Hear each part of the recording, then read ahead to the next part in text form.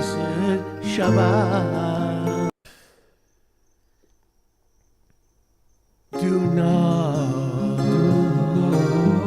pass me by with your fire. We can surely, we can surely fly.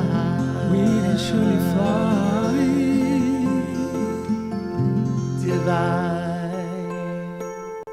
to return of fire. Then will I climb even higher. Elohim of the blessed, blessed Shabbat. Elohim of the blessed, the blessed Shabbat. Do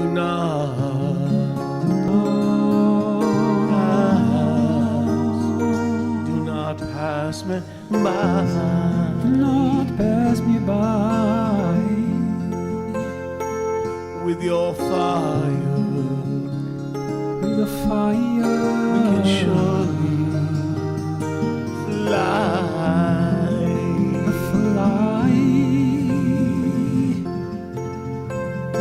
Divine to return fire.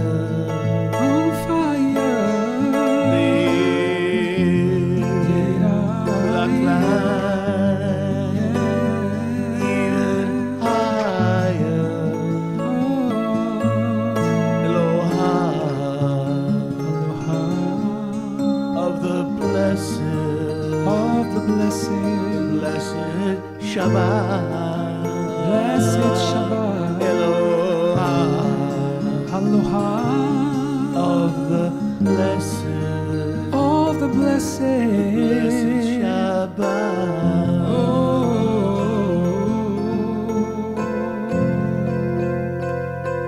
Shabbat. Shalom.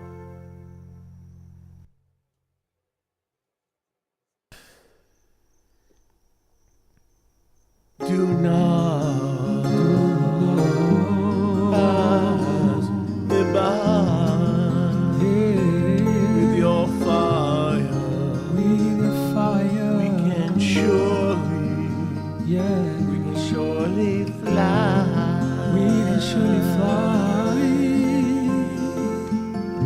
Divine to return of fire. Then will I climb even higher. Elohim of the blessed, blessed Shabbat. Elohim of the blessed, the blessed Shabbat. Do not pass me by with your fire. We can surely fly.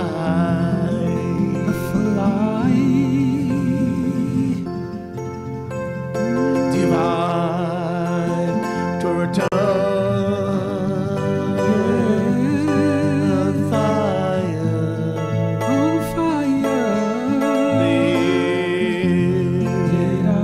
Black light even higher.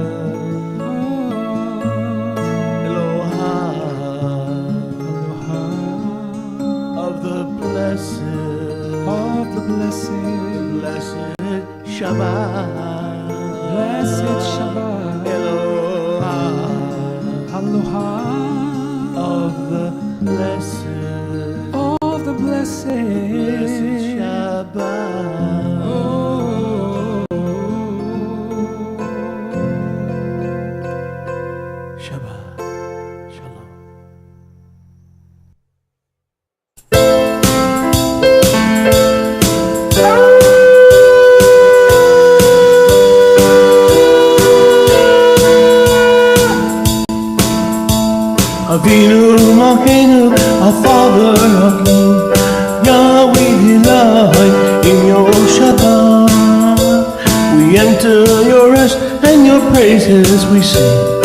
Yahweh delight in your Shabbat. We delight in your Shabbat. We delight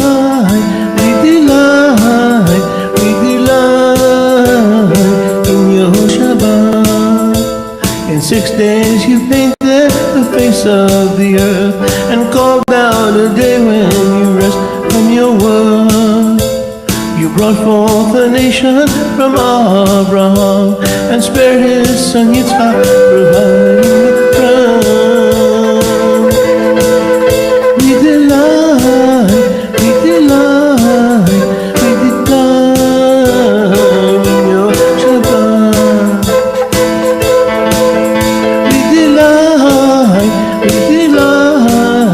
We delight in your Shabbat. The prophets foretold that Mashiach would come. Shema Yisrael, Yahuwah is one. Just as you rested when your work was done, we enter your rest by the work of your Son.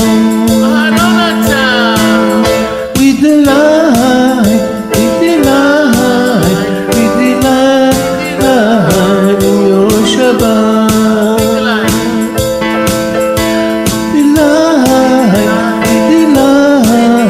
We delight in your Shabbat. The lilies and the Pharaoh feed.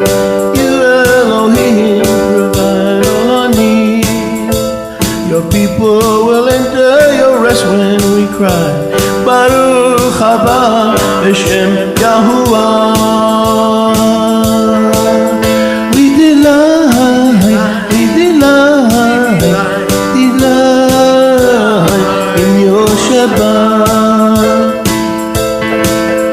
We delight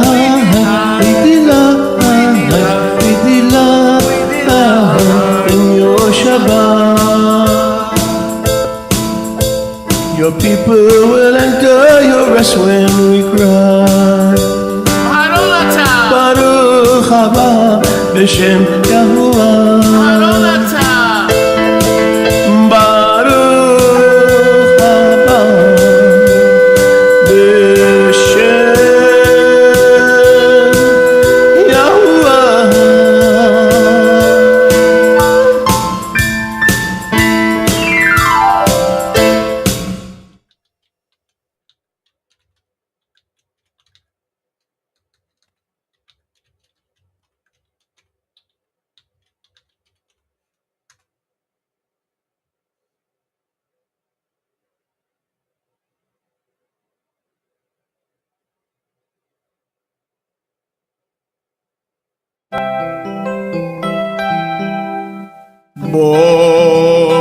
Ruach lo hayam umaleh nafshi hadrech otanu keyeladim rak bachanu chapetzim אנחנו מזמינים אותך לבוא.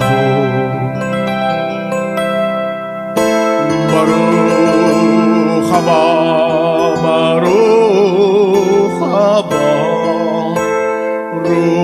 רוח אלוהים.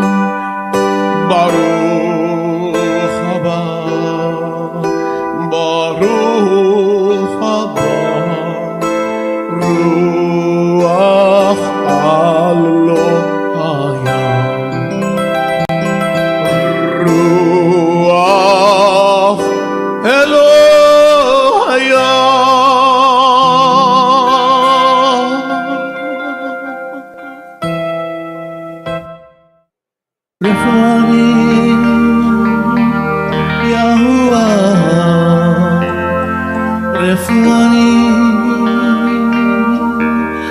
Yahuwah, Yahuwah, Refuani, Yahuwah, Refuani, Yahuwah, Yahuwah.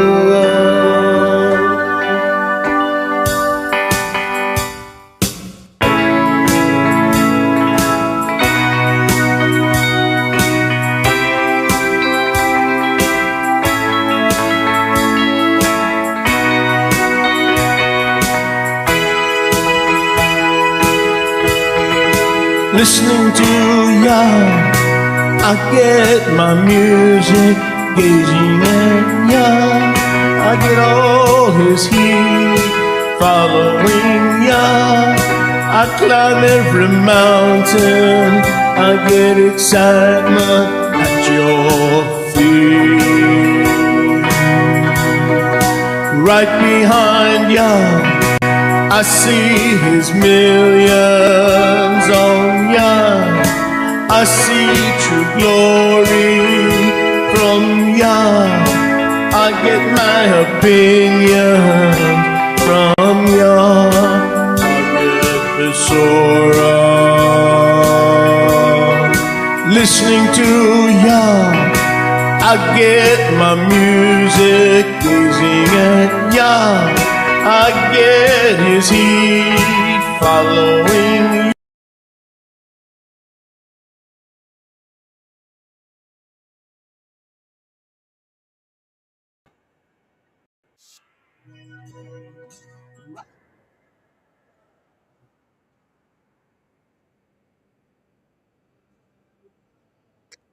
I see true glory from Yah. I get my opinion from Yah.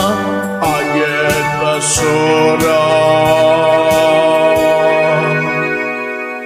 Refuani, Yahuwah, Refuani, Yahuwah, Yahuwah. See me, feel me, touch me, heal me. See me, feel me,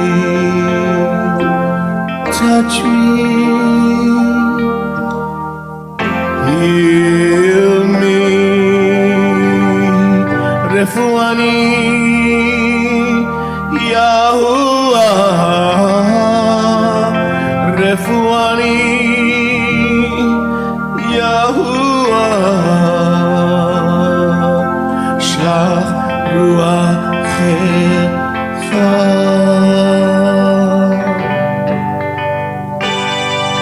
Ruachecha bigufi.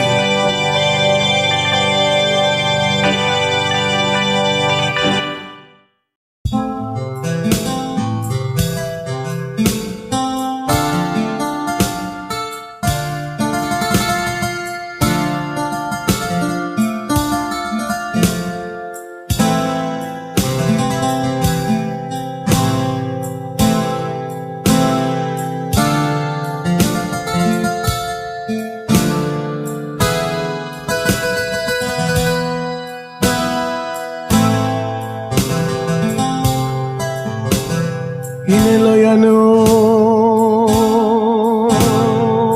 ולא יישן,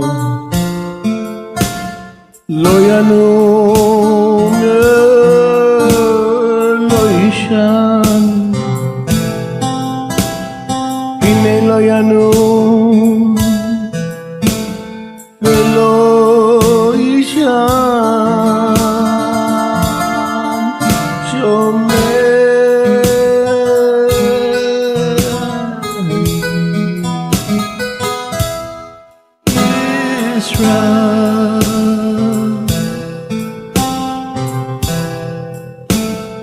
הנה לא ינום ולא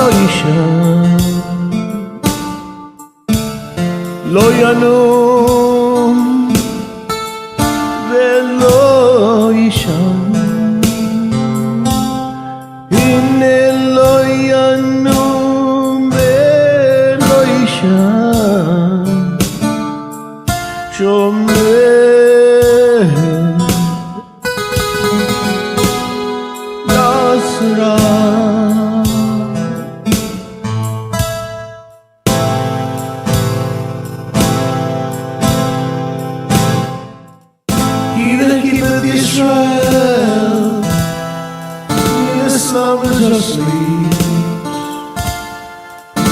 never slumbers, nor does he sleep.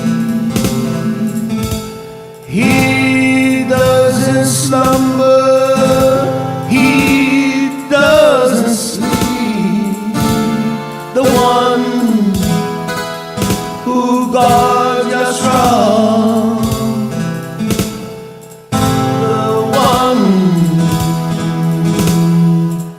who guards your strong.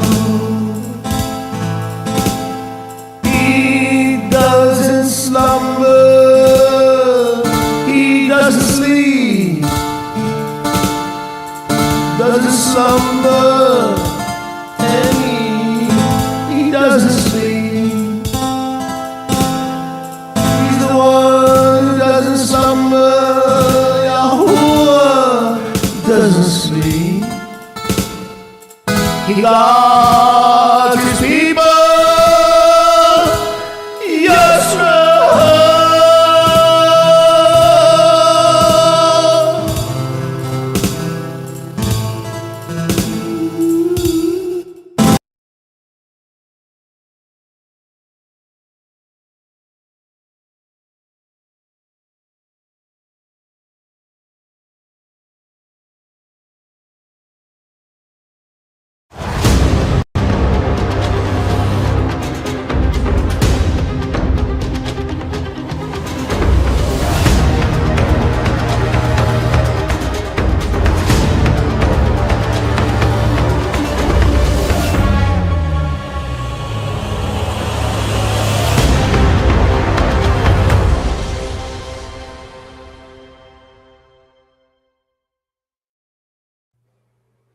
Shalom, shalom, Hey, my OG, what's up, OG? family. Let me get rid of that. Coffee. It's a beautiful logo, but I do got to get rid of it. Wait, I got to turn you up just a tiny bit. Sorry, I did not catch the last thing you just said. No problem. I need to. This wonderful logo is beautiful, but I do need to remove it. All right, Apostle Peter. There he is. Shalom. Shalom, my friend. How are you, sir? You today? Yes, I'm fine. How's my sound? Good? You sound fabulous. You sound pristine. Good. Nice microphone you got there. I copy everything you do. You're my hero. You are so awesome. You are my hero. Wow. I copy everything you do. We're here again at the gates. Yes, we are. Here we are at the gates, huh? Shlichim at the gates. That's right. That's right. Here we are again. And by the way, folks, we always love it when you send up questions or interact. So please feel free as we start talking about different topics, start writing those questions down. Shoot them up to us. We're happy to address them. Absolutely. Hey, a couple of things. So March the 15th is our next meeting. Yes. Our next Alliance meeting. Mm-hmm. So for leaders, that's Sunday, March 15th. Right. And then it seems like a long way off, but it's not. We have the annual, hopefully our annual conference, right? That's hopefully. Right. And that'll be July. Well, I just took it off the screen. Somewhere around the first week of July. First week of July. I just took it off the screen. Yep. And that's going to be in beautiful Florida, and it's going to be on Amelia Island. Amelia Island. Looking forward to it. Should be a great time. Yeah. I'm excited to good connect. Teaching, good worship, good fellowship, yes. good food. Yes. This is where we show, these are the kinds of things we got to do, guys, to show that we do not compete, we complete. And it's a very good demonstration, especially before the people, because one of the things they're commonly seeing is conflict, and they're seeing commonly people, the sort of the lesser of their better selves, if you will. They're not always in their best behavior. And so this is why I think it's very important that they see just the opposite of that they get to see people that do get along, that do walk together. And I think that demonstrates that it's possible, right? So then you can maybe start going, hey, wait a minute, I might need to connect with my brethren. So we need to be a good example, I think, anyway. What do you think? Absolutely. Oh, absolutely. Um, in some of those conferences, though, actually, it can work both ways. Yeah, I can. Because some of those conferences, you get a phony face, or sometimes you get your best face. So it kind of can work both ways. But Well, that's human too, right? if you're Because we're authentic, all human. you're basically the same all the time. Give me a sec. Keep talking. Give me a sec. Go ahead. Well, I was going to say we're human, and we all battle those same things, but I think authenticity is what we're all after, and that comes from authentic thought, authentic carrying oneself, even if you don't agree with them. If a person's walking genuinely, it's much easier to walk with that person than someone that's being duplicitous, right? So the double-minded man is unstable in all his ways. So it's much Right. easier, at least, to walk with someone, even with people that you may not agree with, Right. but who walk by their convictions, who walk in authentic belief in what they believe. At least you can say, well, I respect that you walk your walk. Like, you don't That's, just talk your talk, you that's walk why I your love walk. walking with you, because Right. we're authentic New Yorkers. Hey, come Hey, on. Bada bing, bada boom. you being Italian, me being Puerto Rican. So we're New Yorkers, by the way, are like I'm all a Jew comics. Rican. We're all comedians, every one of us. Did you know I was a Jew Rican? Huh? You're a Did you know Jew-Rican? I was Hey, a did Jew you know Rican? I used to live next to the Greenbergs? Me and the Greenbergs, we were right next to each other. I tell you I got what. you beat. I got you beat. I used to live next to the icebergs. I tell you what, I never realized how much of Jewish neighborhoods I used to live in until I looked back and went, man, everybody in my neighborhood was You know what the first thing I said to my wife when we got married? Oh, you're so Jewish. You better watch out with Rivka. She's in charge of all things proper. I gotta watch. I got two eyes for two reasons. She's in charge of all things proper, buddy. Better watch Oh, out. Speaking, because you said earlier, people disagree or see things differently. I'm kind of glad you mentioned that, because I asked you your permission if it was okay for me to throw something at you Oh yeah. that you are totally unprepared for. I know. I'm still waiting to see what it is, guys. So we're all gonna find out together. That, to be honest with you, I'm totally unprepared for. Right. Okay. To be further honest with you, something that I've never studied before. Okay. So not only am I going to hit you blindside, I'm going to hit myself blindside. Well, at least you're in there with me, bro. Because At least honestly, I'm I'm going to bring something up, okay? But I have no idea how it's going to turn out. Not only that, I don't know how I feel. okay. So actually, to That's be fair. honest and humble, excuse me. To be honest and humble's kind of the same thing as humble, right? Kind of the same thing. I'm going to ask your opinion. How does that sound? Fair. Okay, so we know, first I need an affirmative. We know and we understand that Yahusha's abiding presence is here for forever. But Amen. officially, the end of one age came, and the new heavens and the new earth came in 70 AD. Are we in Right. basic concordance? Right? Correct. So far, so good.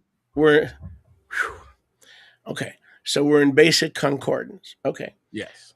Now, if that's true, then what do we do? And again, I have yet to form my opinion or / doctrine. Mm-hmm. What do we do with Matthew 28, verse 20? For example, this is just one of many examples.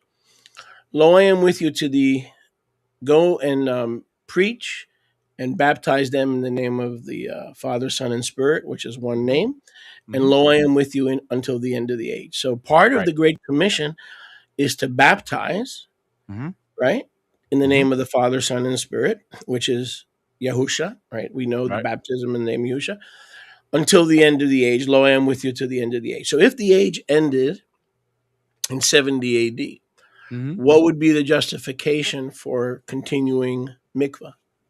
Great question. Is that it? Is that the total question? No, that's part one. Oh, that's part one of the question. That's part one. Well, that's actually funny that you should bring that up, because my first question I was going to say that we needed to address is when is Passover? Of course, we always have to tell people when Passover is, because we always have to set the beginning of the new year. But why do we still keep this feast? And so I thought it's interesting that we had already intersected in the Ruach a little bit. The second one is all about Passover. Yeah. Okay. Well, let's tackle this one. So what your question is, do I need to answer them in parts, or can I just wait until the second part? No, be so kind and do this part. Okay. So your question is, why do we still keep this? No. Why? The question is, if Yahushua returned right in 70 AD and we're under a new heaven and earth, he said, I am with you. He said, make disciples, teaching them what I have commanded you. And lo, I am with you to the end of the age. Does that mean that baptism stops at the end of the age because he's with us to the end of the age? Does that mean that baptism stops, or is that something that continues? Well, the inference would be, if you were to say it were to stop. So let's look at both sides. If you were the inference you would be making is that this is no longer necessary, it's no longer required, and the situation has changed. That's absolutely the opposite of the reality. The reality is that because he kept his word and because he kept every promise, now more than ever you need you're reaffirming the correct method. So he's reaffirming, by the snatching away of the faithful, by the redemption, by the parousia, he's confirmed that his word is yea and amen. So the correct method was affirmed, not disbanded once completed by one group. No, it was proven to be the correct method. Despite persecution, despite everything they went through, they needed to do these certain things. That is what's passed on to us post that event. So saying that baptism is no longer required is like saying prayer is outlawed or no longer relevant. Or to be consistent, the Great Commission. All of that, because again, it's the same verse. It's the same verse. What you're realizing is that though what the scripture's completion signals to you is that this cycle is never going to end, ever. You will always. He said, how long did he say you'd have the poor with you? Go ahead, everybody. How long? He said you'd have the poor with you. Right. How long? Yeah. How long? Leolam Va'ad. He said, the poor you will have with you always. Yeah. And you can do good to them whenever you wish. That's right. Wow. Okay, but I looked up that word, lo, I am with you to the end of the age. Mm-hmm. Okay, 2 points. If baptism stops at the end of the Adamic Mosaic age, again, not Torah, but approach, then by definition, that is part of the Great Commission, right? Yeah. If so you were to by say definition, the Great Commission would also have to stop. Yeah, if you were to say that, sure. At the end of the Mosaic or Adamic age, correct? Oh, yeah, but that logic doesn't hold. Doesn't hold. Mm-mm. In other words, if baptism stops, like some preterists claim, right, then so does the Great Commission. Yes, that's ridiculous. Because it's the same. It's part of the. What would have been the point? I mean, he just confirmed all this, and then now you're saying it's no longer. I mean, I'm bringing that up. I'm bringing that up because that's a prevalent view among some. Oh, okay. I didn't know that. Not us, but full preterists. Okay. And I swim in 2 pools. I'm catching up now. I swim in 2 pools. I swim in. Got it. I didn't know that. I didn't hang out with those folks, so I didn't know that was the case. If that's the case, then we absolutely should address that. I swim in the Nasarim pool, and I also swim in the full preterist pool. Now, but I'm doing fishing there too. Don't think I'm there to be brainwashed. I'm there to chew the meat and spit out the bones. But let's get back to Matthew. Let's get back to Matthew 28:18-20. Mm-hmm. So, go into all nations, make disciples of all nations, teaching them whatever I have taught you, which is Torah. Right. And baptizing them in the name of the Father, Son, and Spirit. Some ancient manuscripts don't include Father, Son, and Spirit, just in the name of Yahushua. And lo, I am with you to the end of the age. So this is interesting. I already got your answer, and I appreciate that. I looked up the word age, and in the Greek it is ainos, A-I-N-O-S, which is interesting, which can either mean the end of a period, which in that case, no more baptism and no more Great Commission, because now we're just enjoying his presence. In other words, you're out of luck. If you're in, you're in. If you're not in, you're not in, which I reject. Or the word "ainos" can mean the Messianic age, right? So it could either mean the end of an age, or it could ever mean the Messianic age. Now, the Messianic age is an eternal age. When will the end of the Messianic age be? Never. So if this word "ainos" is understood to mean the Messianic age, that means baptism and the Great Commission will have no end, right? Because when did the Messianic age begin? In 70 AD. Right. And it has no end. And because it's "ainos," it's the Messianic age of his government. There shall be no end. No end, which means it answers itself. The Great Commission answer itself. But that's what you see the continuous rebuke of the nations. You will see it in every century. If you go back historically, I was having a discussion yesterday about the 1600s and 1500s. Many people, because they're disconnected from their past, because they're disconnected from history, a historical timeline, they've lost certain facts along the way, and as a result, they lost the plot. And when you lose the plot, okay, if you lose the plot, sometimes you think something's in front of you that's actually behind you because you lost the plot. You go for popcorn, come back, you forget where you are in the movie. Okay, well, many of people went for popcorn historically and did not realize things that occurred in every century. And we have yet to have a century that did not have the same cycle. I'm not kidding. Go back and look. There's yet to be a century that did not have major corrections in it that took an entire generation through a ringer. And it's and they're all thinking, the same thoughts like the Millerites. They're all every generation has them. They had them in the 1600s. They were going berserk in the 1600s over certain things. In the 1500s, they went berserk. That was Martin Luther's era, and that was nuts. The 1400s also nuts. Again, it depends on how you look, and if you look back, you realize that this has been going on a cycle ever since. So this is we're on a continuous cycle right now. I mean, we got melted buildings everywhere. Nobody knows that Peter already occurred. I never had the answer. Yeah.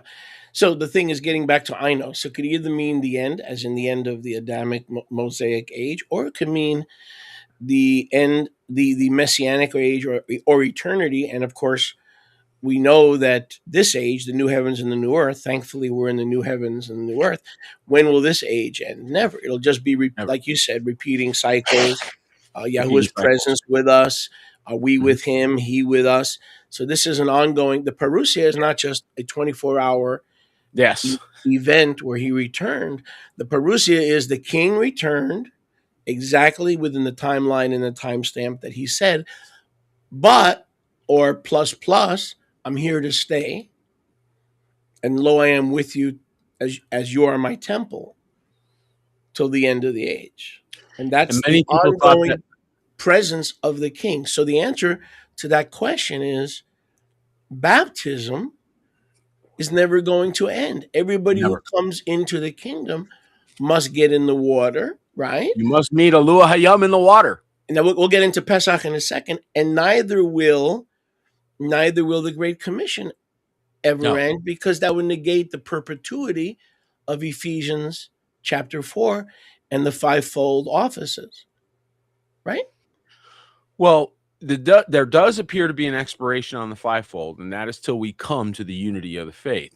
And if anybody can tell me when that occurred, if you think it occurred because you put a book together, which I've heard, like the Baptists have said that, and others have said that. Like, should I laugh now or later? Well, that's totally ridiculous, right? Ridiculous. And so, and I think that is now, that notion was tested and found to be flawed. Techie. What's that? Mene Upharsin. Mene teke upharsin. Mene teke upharsin. You were weighed and measured and found wanting. That whole thought process did not measure up. So what are we really seeing? We're seeing it in every generation. We're seeing it like it's the last century over and over again. Like we're on a repeat loop. And we're going to go through the same Antichrist persecutions, and we're going to go through the same attacks on our faith. We're going to go through the same isolations and the same gauntlet, the same Yeah. obstacle course, just in your generation, but same one. And you got to pass the same way they pass back then. Go ahead, brother. There's two entities that refuse to change. Yahuwah and Satan. They refuse to change. And guess who's going to win that battle? Right. And P.S. regarding unity, that to me that's a joke. There's only one ministry. Now hear what I'm saying. There's only one ministry team that I know that is come into maturity, perfect unity. You know who that is? The Father, Son, and Spirit. The rest of us have to learn to stop competing and stop arguing over crumbs and sit at the table and agree on the majors. Like Augustine said, in all things charity, on the majors major, on the minors who cares, but in all things charity. And we got to learn that. And I've got to learn that. We all got to learn that. Well, I think you know what you're saying is pick your fights, and that, you know, picking your fights between your brethren aren't wise. It's usually wiser to pick your fights among your enemies. And I mean, let's face it, we need one another. We need our allies together. And we've all seen the price tag of unreconciled differences. How many can tell by just looking and say, you know, we would have been better off together here, on how many situations in the last, say, 10 years that you've watched the body in whatever group you were in or whatever part you were in, you all watched the same things. I don't need to know the details. I don't, because I was in the Ruach with you all. Okay. I was with you in the Ruach and I felt it. I can feel the constancy of the debating. This is the remnant or the residual afterglow of the tree of the knowledge of good and evil. It continues to reverberate through sin in the human condition. And this continues to be justified because, again, of that competitive thing. So we're coming out of it, but yes, you're right. Mature, we're all rebuked before the throne. Everybody is. Right. That's where we're united, is we're all embarrassed by our. You know why I'm on Facebook? Because people say, how can you be on Facebook or social media without debating? Watch. You know why Shaliach Moshe Yosef Kanachowski is on Facebook? I'm there to instruct. Yep. I'm there to rebuke. Yep. I'm there to fish. Yep. And I'm there to correct. Yep. Now, it may seem to you like I'm debating, but I know exactly why I'm there. I know exactly why I'm there. When I'm on Facebook, let me repeat, it's to do what 2 Timothy commands us to do, chapter 2. Instruct, rebuke, fish, and correct. And I'm never thrilled about, you know, we don't run towards those things, but we do them because we're required to do them. Well, it's a pleasure to instruct, to correct, to fish. Sometimes it's a pleasure. As long as you don't get into the debate mentality. Competitiveness is my number one thing. I really, really do not like competitiveness. And I mean it very sincerely. Like, I really don't like it. That's why it's a miracle you and I like each other. Wow. I refuse to compete with you. I come from a competitive background. You know, I refuse to compete with you. I already saw that. Softball, roller derby. I'll just let you win. Yeah, you win. But I don't like that. You're like, doggone it, I want to play something. Yeah, well, you know, and again, we took this. It was so bad with me, Peter, please let me confess. It was so bad with me, right? That when I was younger and someone beat me in sports, I would either go home, like they say, okay, let's hang out and get a pizza. I said, no, it's all right. I'd either go home or I would sit there and mope and get inward and nasty. Now, I did outgrow some of that. I got to admit that. I did outgrow some of that. But good for you to admit it, though. That's why it's a miracle that you and I get along. I gotta admit this. It's not my biggest moments. No, it's got to be the Ruach that you and I get along. It's got to be the Ruach.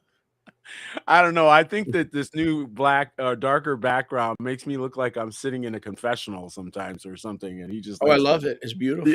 He has to come and say, okay, I got to tell you what I did. See, we're not competing. I got a black background and you do too. So, which brings me to the second question. And again, I come as a humble student, chocolate, and aunt. So here's a more difficult question. Let me take you to the exact verse, and I mean this with all sincerity. Okay. And I'm not trying to test you. I'm not trying to Don't mind to one up you or anything of that matter. I just would like to know I something. don't mind being one upped. I get better too. So if you guys want to one up me, by all means, do so. I'm All proud right? of you when you do. I'm rooting for you. Gotcha. So in 1 Corinthians, that's a healthy Let me attitude. drink the death of Yahuwah to proclaim until that he should come. Amen. Okay. Okay, so 1 Corinthians 11:26 says, Right. talking about Pesach. Now we can segue right into Pesach. Oh, okay. Got you. So as often as you may eat the bread, Okay. this bread and this cup drink that you may drink, Mhm. the death of Yahusha, master, Kurios, Mhm. master, you proclaim, watch this, until he that should come comes, until he comes. The word there is LT, which literally means until he is to come. Or Now, arise. Yeah. if we believe, and I do with all my heart, soul, and strength, I don't believe in 59 Perusias. I believe in one, but I believe it was for the entire age, and that now that he's here, he's here. It says you take the Pesach, Right. or what the Christians would call communion, Mhm. on a regular basis until, that word until has a definite end. There's a definite duration, and the duration when you stop taking communion, or in our case, celebrating Pesach, stops when he that should come will come. That's a toughie. That's a really easy one for me. It may not be tough for some folks, but there are some folks who are really pondering that. I'm not, but I do All right. want to Well, get your opinion.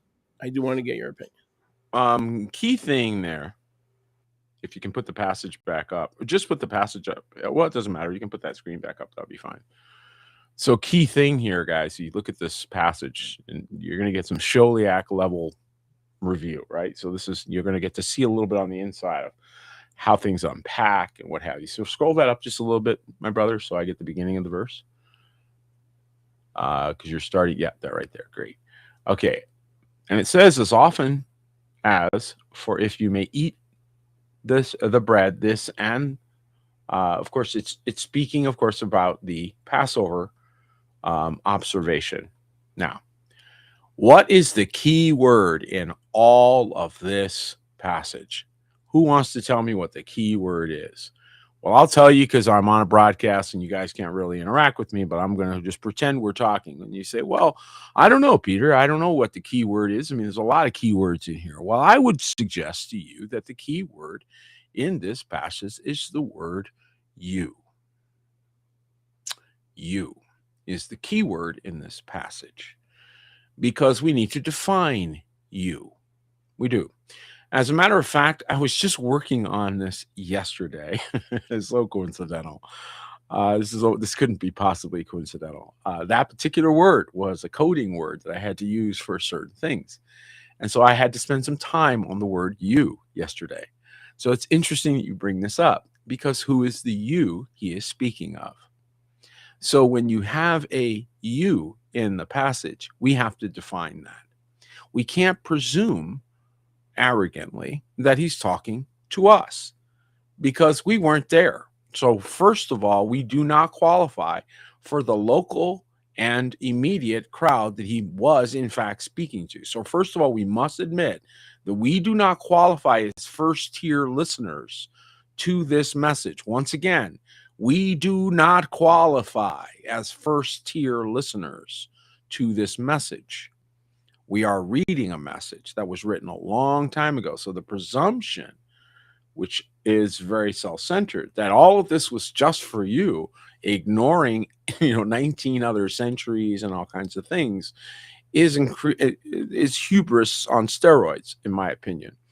Now, what you have here in the key passage, or in the key to this passage, again, you identifies the people that he has already made his promise to and plans to complete. So he did, in fact, do that. Now, he said to us, the Jew first, then the Gentile, right? Which was sequential. So one could argue that he did the Jew first, and now we're on to the Gentile. One could argue that. One could also argue that they were both done at that point, and therefore the rest of this is just residual afterglow. Makes no difference, guys. And here's why. It doesn't matter that you wake up the remnant person first, the true Natzarim, the true Zedek, who was asleep in 1800s or 1900s or 2000 and got awakened. What does he do? Jew and Gentile. So it repeats regardless. And it's always the you that he appears to, the you that he connects with in every generation. And you'll find them. You'll suddenly see people at visions and dreams and things where he appears or he interacts with them, and then he commissions them, and then he sends them out, and they do extraordinary things in every generation, in every century. And they'll all tell you the same stories about him appearing or about him talking to them, or about visions and dreams and words and things. What's he doing? He's resetting the cycle again. He's doing it again, sending his sent ones, going through the process again. And once again, there's a new group called you. There's a new group called you. I said there's a new group called you, and you don't know which group he's talking to because you don't know if the you is yous, guys, or not. And everybody presumes to their own best interest. I'm going to say that one more time because that is a clear indication of self-centeredness. You presume to your own best interest. Your presumption should be the opposite.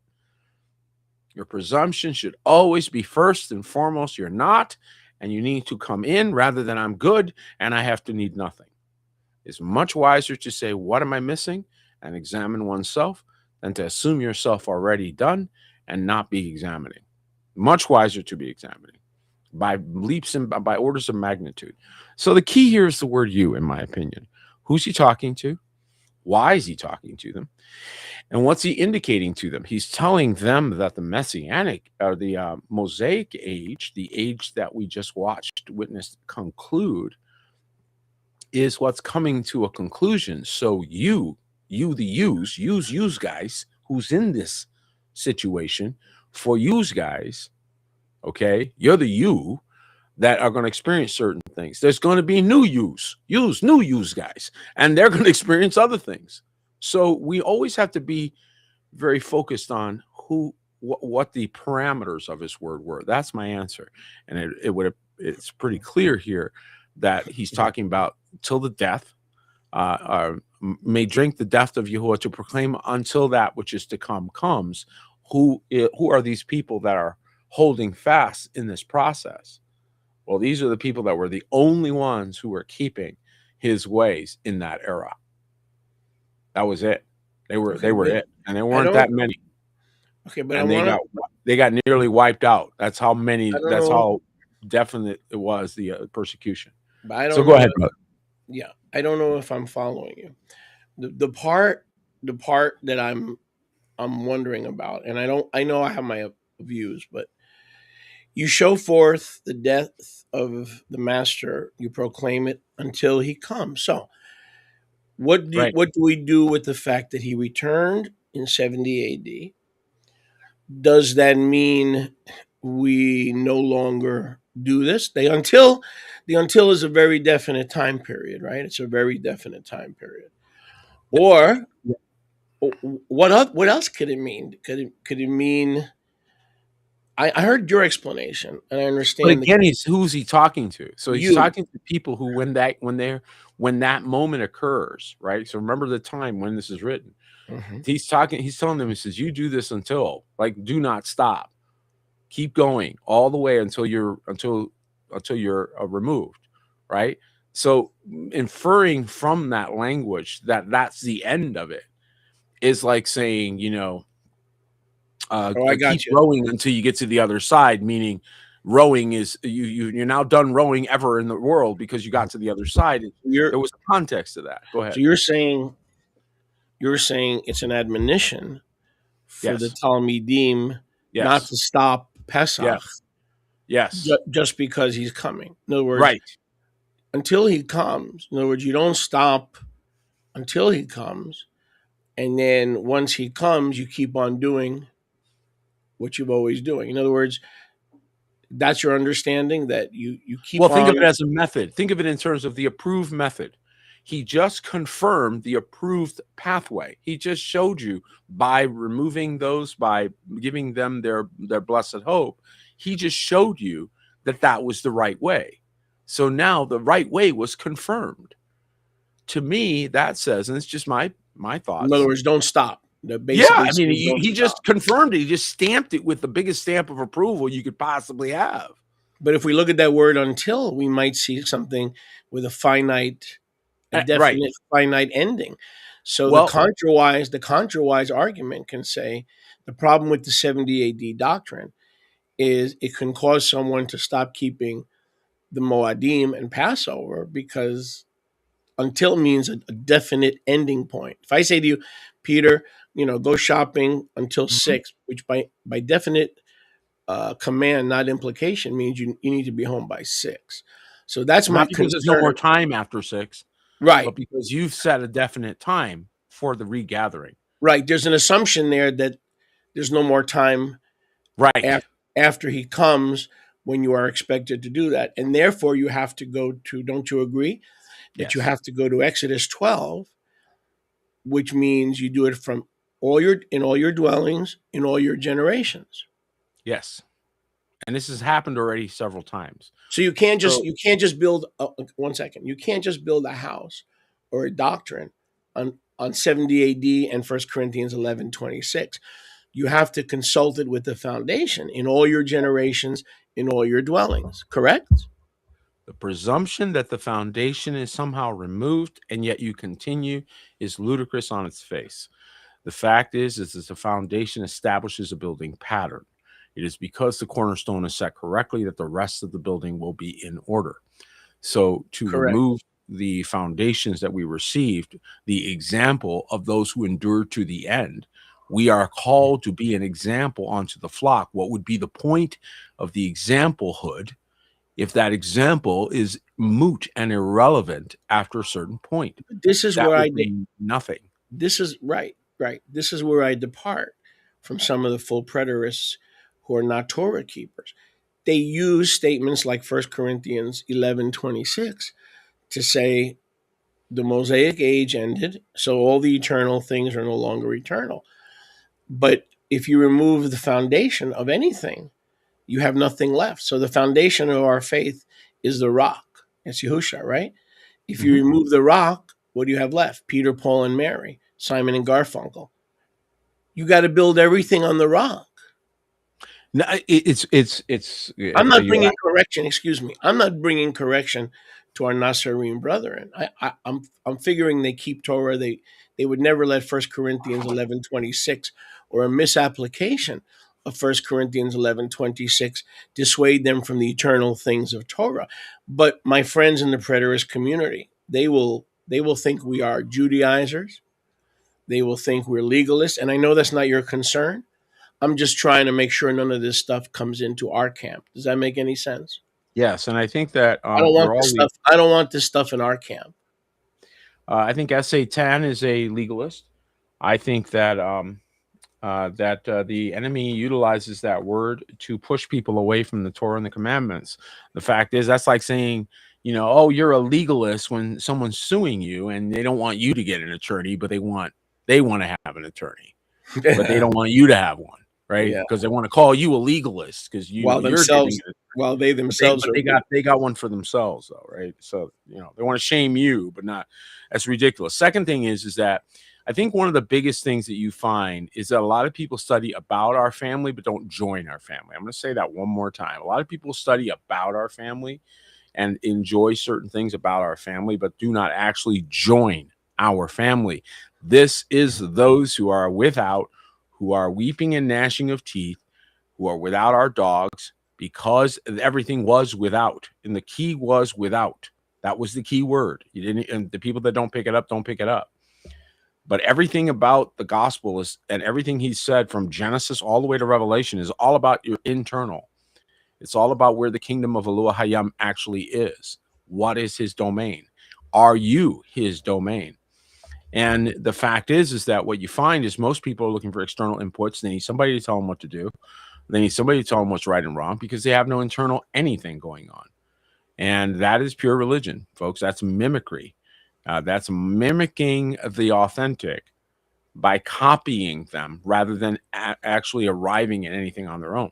So he told us to keep his commandments. What part of that didn't we get? I don't know. Apparently preterists, I didn't know this, but apparently preterists assume that they're going to be accepted in the beloved without keeping his commandments. That wasn't the example that was demonstrated. So we have no examples anywhere that is acceptable. We have no examples according to the scripture. That's what we're all called to be, the fivefold called to be examples. And so what you're suggesting is that we arrived at the end of that examplehood and we learned nothing. That's what we're suggesting. That they did all these things. They kept the commandments. They kept the feasts. They kept these things as examples to the flock, and we didn't learn nothing. What could go wrong? Look at this. I mean, yeah, really. Look at this. What could go wrong? Look at Revelation 22, 14, and 15. I would suggest, by the way, one more last thing I want to just say before he brings this up, that if he's already demonstrated that he will, in fact, go with his people, the ones he designates, to the end of an age, he's already demonstrated that he is that kind of savior, right? You think he stopped being a go to the end of the age person? Just stopped? He doesn't do that anymore? Not that kind of person anymore?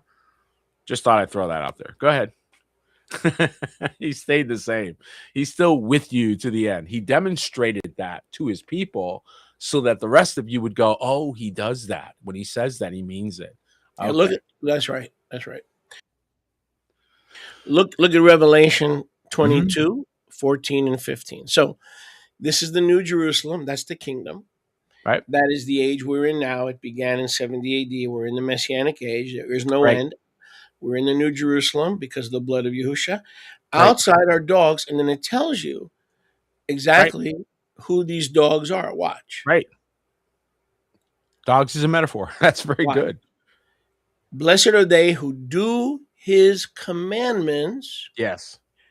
That they may have a right to the tree of life and may enter through the gates of the New Jerusalem, because outside, so are the dogs, the sorcerers, the whoremongers, the murderers, the idolaters, and the liars are believers, can include believers in Yahusha who do what? Who are cursed because what? They do not do his commandments. So that's right. You see, you can't just take 1 Corinthians 11:26 and then say, look, we do the Pesach, but once Yahusha returns, when Mashiach returns, we know that to be in 70 AD. We don't do it anymore because of the Greek word achri, which means until. Okay? But what you're saying, and you help me to understand this here, what you're saying is he's telling those that are alive in his generation, don't stop doing it just because Messiah came the first time or the second time. In other words, keep doing it until he comes. And then when he comes, Revelation 22, 14 through 16, if you ever stop doing it, if you ever stop doing it, do it until he comes. P.S. If you ever stop doing it, you're not going to get in. You're going to be with the sorcerers and the idolaters. See how you can't just take a text, take it out of context, and develop a pretext. You hit the nail on the head when Apostle Peter, when you said he's telling them to keep on keeping on. That's more like an encouragement. It's like, Peter, don't quit. You're reaching a lot of people, social media, what you're doing with patents. Don't quit.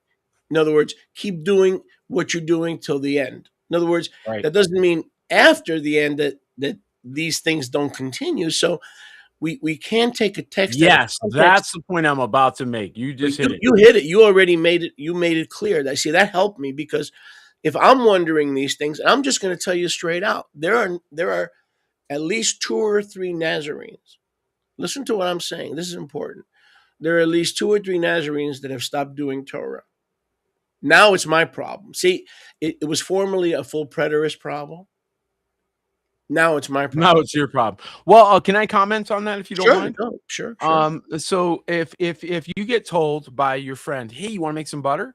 No problem. See, here's what you got to do, and you got to keep churning until you get the butter.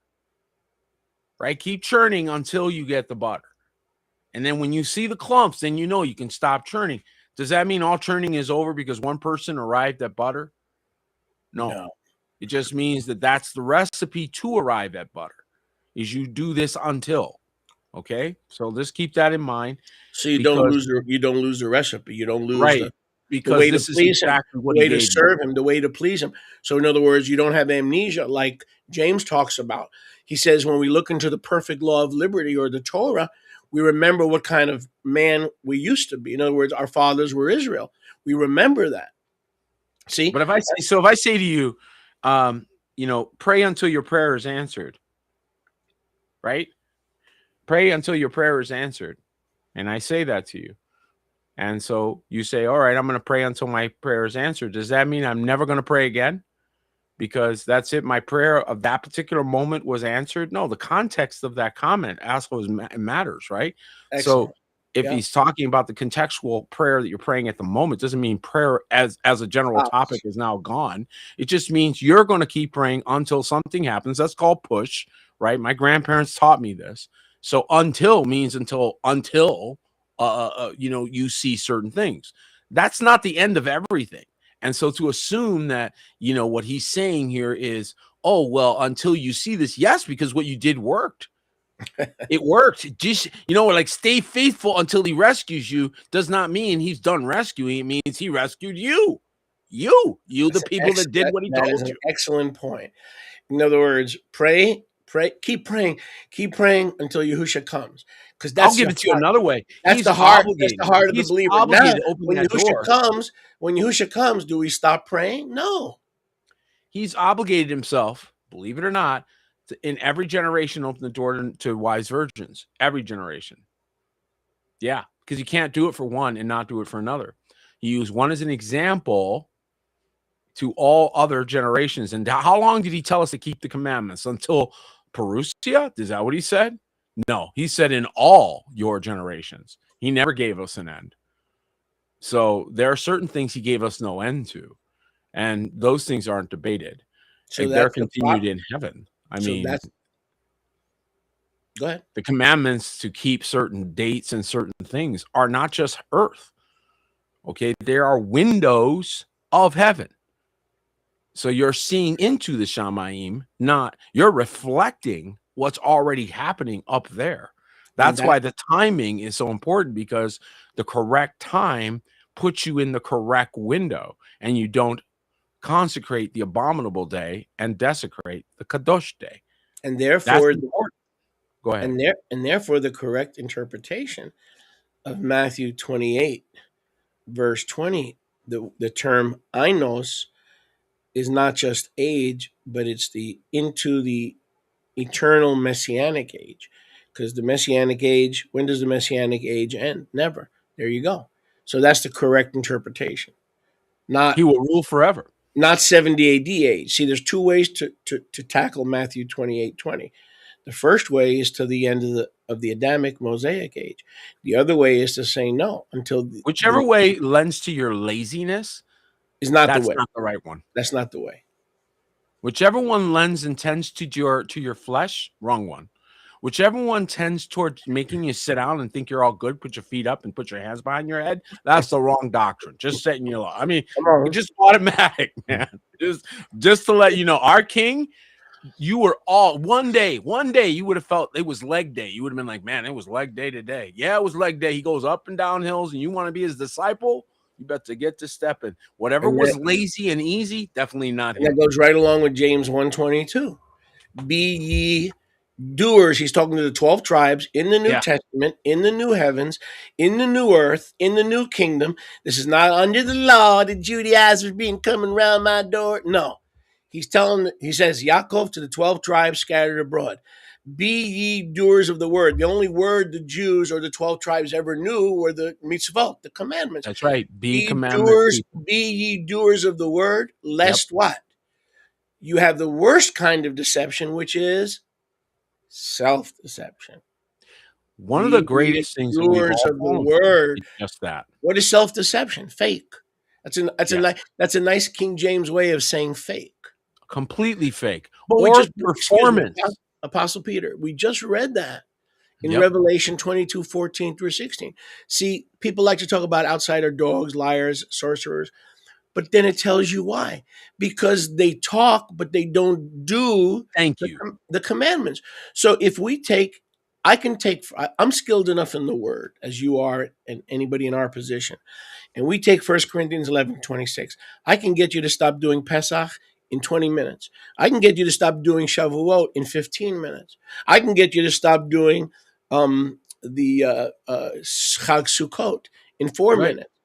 But I'm going to be held accountable. That's why James 3:1 says, "Not many be teachers," because you're going to mess a lot of people up. Oh, you got slaves and people who are themselves completely up to here in debt, telling everyone, "Yo, you don't have to tithe," and they're the example that you get to use. Go look at them.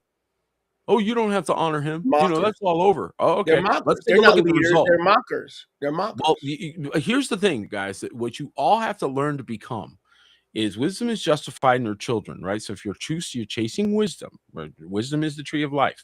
Okay, you want the tree of life? Drop this right wrong thing completely. Drop it. Drop it where you found it.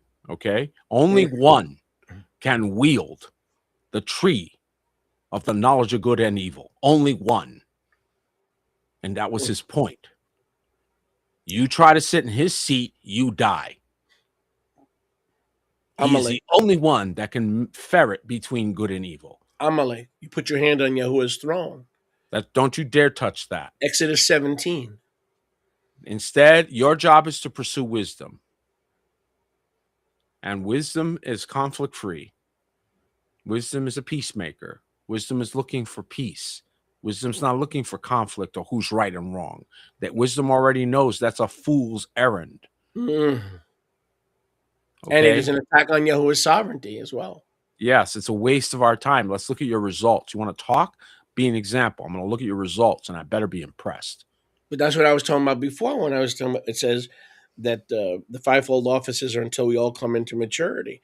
The only ministry team that I know that has arrived that can handle tree of knowledge and good and evil is the sovereign.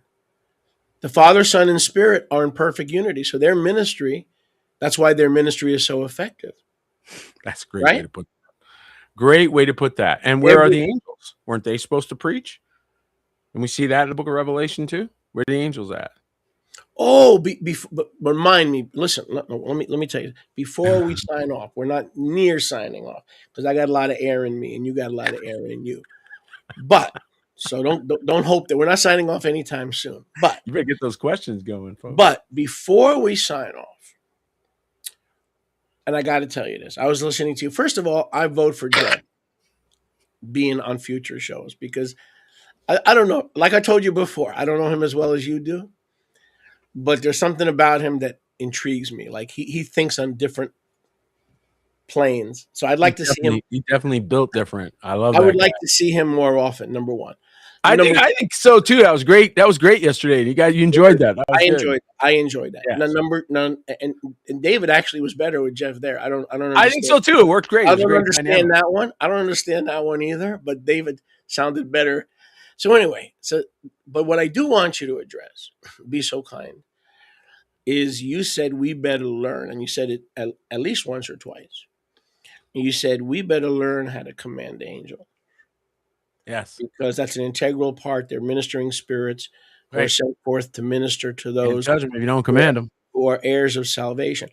Right. If you can expound on that a little bit later, if you remember, why is that something the average believer or the garden variety believer, which is kind of like an oxymoron, but the garden variety believer should learn how to command angels? Because at first glance, that seems like the sovereign domain of the King of Kings, and that's an encroachment upon his domain. So hold it if you can, because we want to talk Pesach, but I'm very intrigued by that because I've heard both sides of the coin. Just ask me again. I'll put a quarter in me. I'll happily answer that. Yeah. But let's finish up on Pesach because it's important.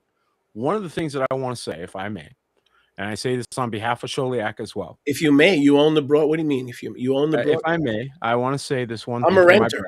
I'm a renter.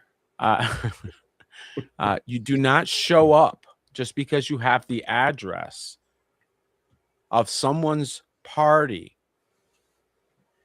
and just show up. Okay, so even our normal behavior, our normal gatherings, like a 4th of July or something, we all know this. We all have a lot of decorum, right?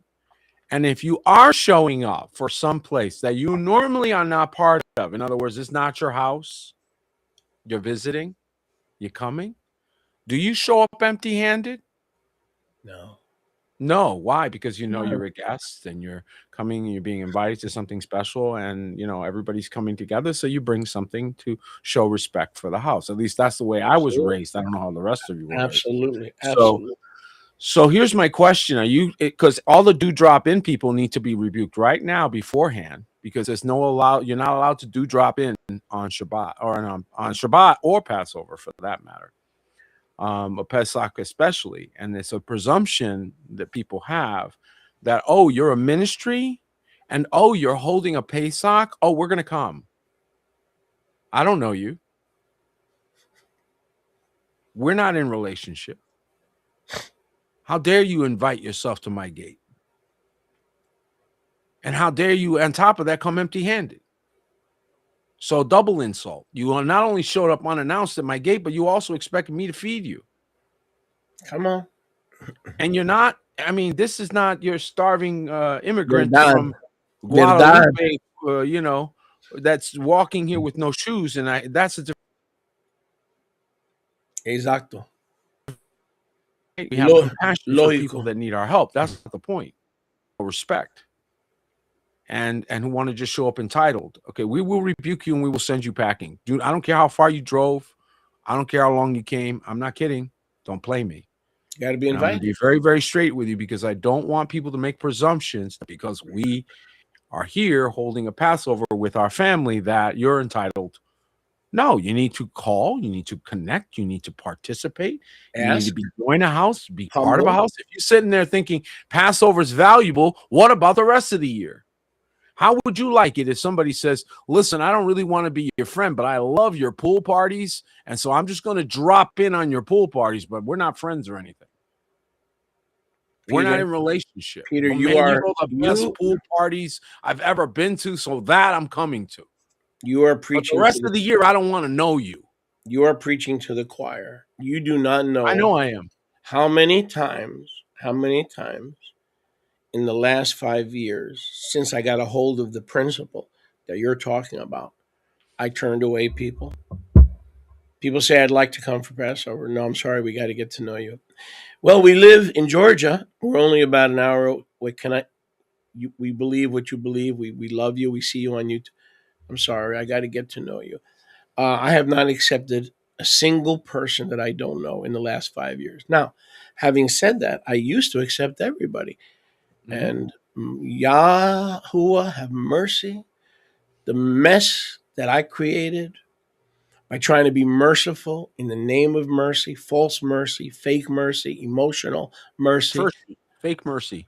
I had one lady here for Sukkot that I was told I couldn't say no to because she followed our ministry online, but I didn't know her.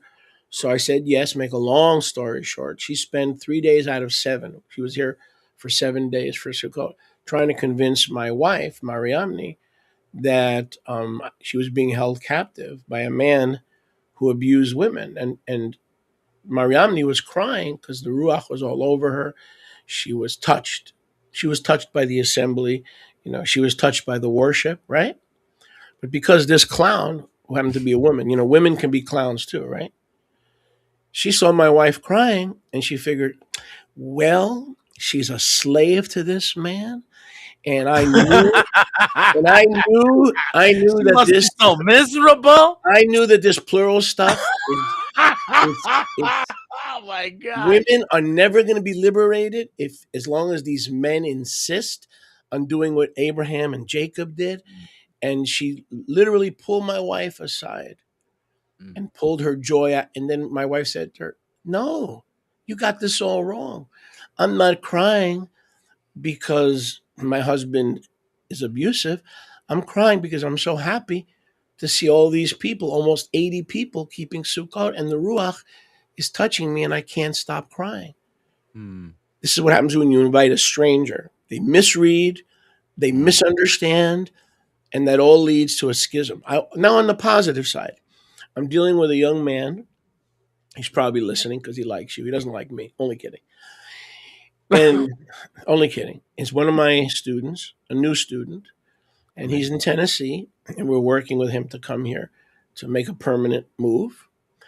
And the first thing he says is, when I come, he doesn't have a lot of money.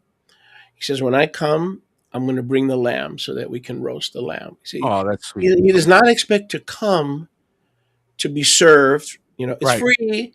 It's free. Everything is free. I can't afford Passover, so I'm going to show up over there because it's free. He said, he didn't even ask. He said, when I come, I'm going to bring whatever, 16, 18 pounds of lamb. Now, that's someone who understands how the kingdom works, probably in good measure, because he listens to me and he listens to you. And he has the basic understanding of how to show up. Amen. And the value of that means, here's a value that you're going to gain. So again, you can show up with your complaints, your observations, and your disagreements, and you can make that first. And what you've just done is disqualify yourself. So that will not work. It will usually create conflict and difficulty. If, on the other hand, you walk in with respect, you walk in and develop a relationship, you walk in and develop connectivity, and then you bring maybe a thing that you want to point out, an observation, a disagreement, or even a complaint. Like I said, I call it COD. If you're going to do that, after you've built a relationship, it's appreciated. Before you built a relationship, it's offensive.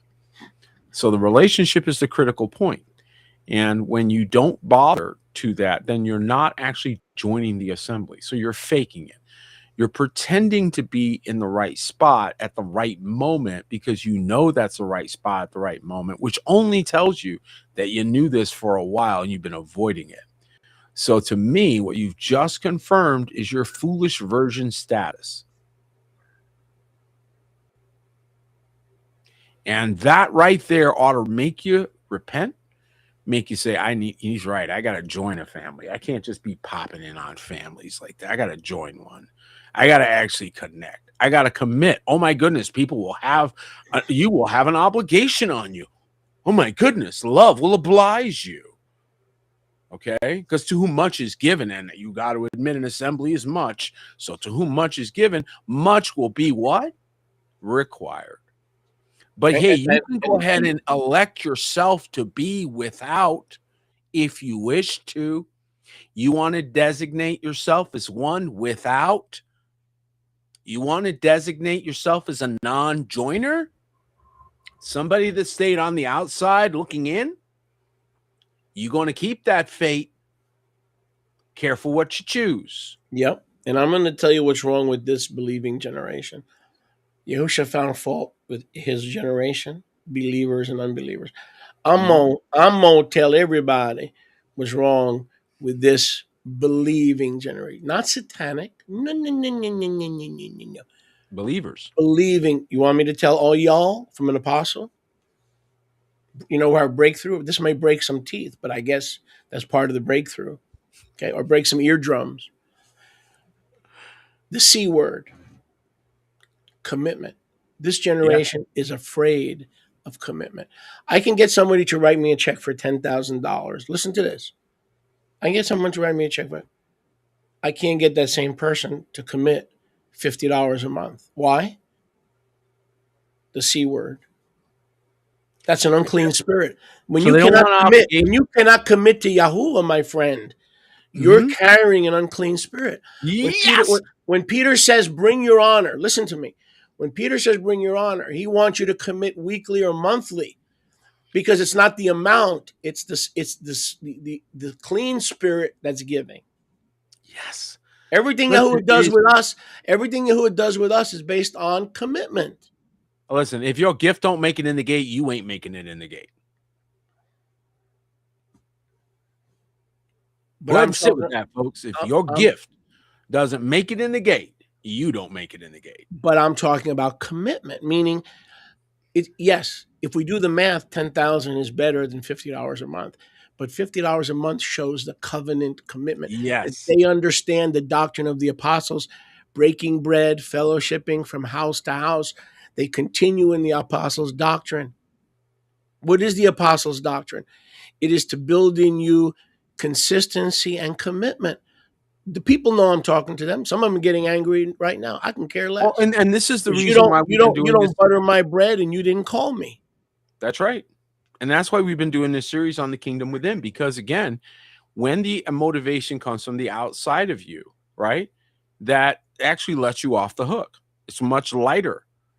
I'm telling you right now, the conviction from the still small voice that will get you up out of bed on a rainy evening when you didn't plan on getting up, but you need to get up because you ain't going to explain why you didn't close the front windows, and you don't want to have to tell your wife why you didn't do it. So you get up. Why? The Ruach moves you.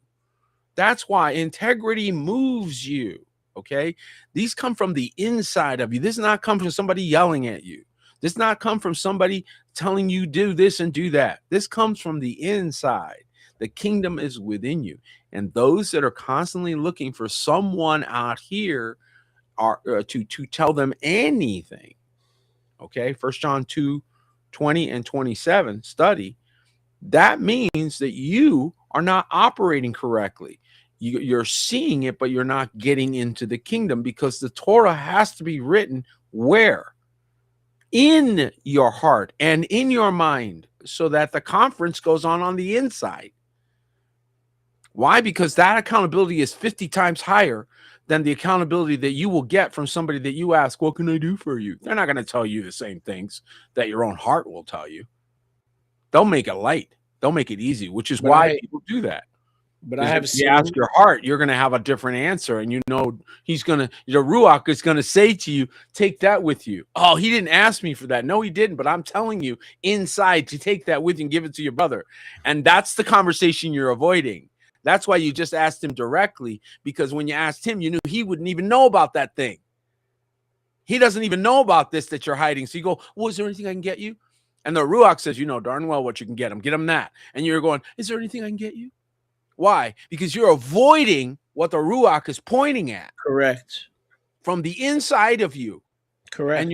And you know that other person doesn't know it. So you'll ask them like a trick question. Yep. Hoping that what they ask you for is less valuable or way less than what less of a sacrifice than what the Ruach. We're not fooled. You're not fooling us. We've been through this. Let me tell you what I've seen. I've been an evangelist. I've been a pastor. I've been an apostle. I've been a counselor. I've done 35 years of marriage counseling. I'm cutting back a little bit on that as I'm raising young people, young leaders. What I've seen, Peter, is Apostle Peter, is a digression in commitment. Let me just give you a brief example. When I started in the ministry 44 years ago, 1984, October of 84, I started as soon as I was called. People would commit to donate monthly. They would donate for videos. They would donate for audio. I had so many videos and audios before YouTube, way before YouTube, that I had to hire help to people who were donating to receive the meat, the word of life from the teachings, right?